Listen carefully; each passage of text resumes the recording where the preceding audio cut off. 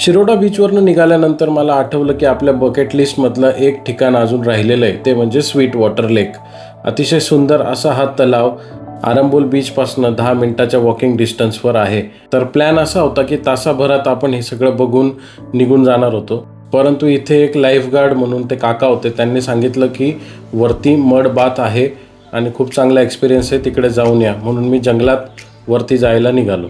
जसं जसं डोंगरावर वरती जात होतो तसं तसं अलौकिक निसर्ग दिसत होता. मी पण मड बाथ घेतला आणि तिथे साधारण 2-3 तास कसे निघून गेले कळालं नाही.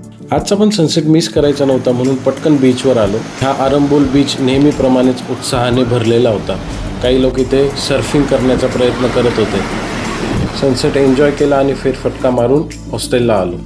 फ्रेश झालो आणि येथेच झालेला एक मित्र आपला करणवीर अरोरा म्हटला की टेबल टेनिस खेळूया म्हणून. स्वीट वॉटर लेकला हॉस्टेल लॉकरची चावी हरवली होती म्हणून दुसरी चावी मी घेतली आणि टेबल टेनिसच्या नादात ती तिकडेच टेबलवर ठेवली.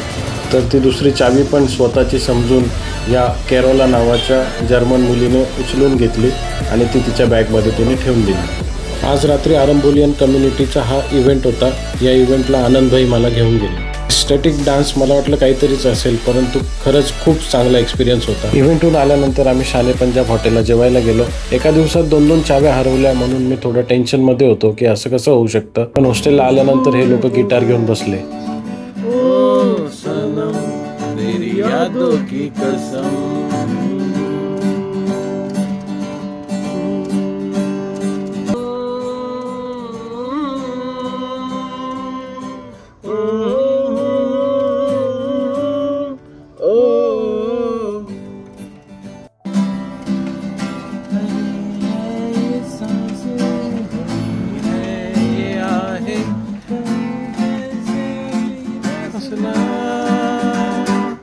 बिन तेरे बिन तेरे बिन तेरे कोई खलिश है हवाओं में. बिन तेरे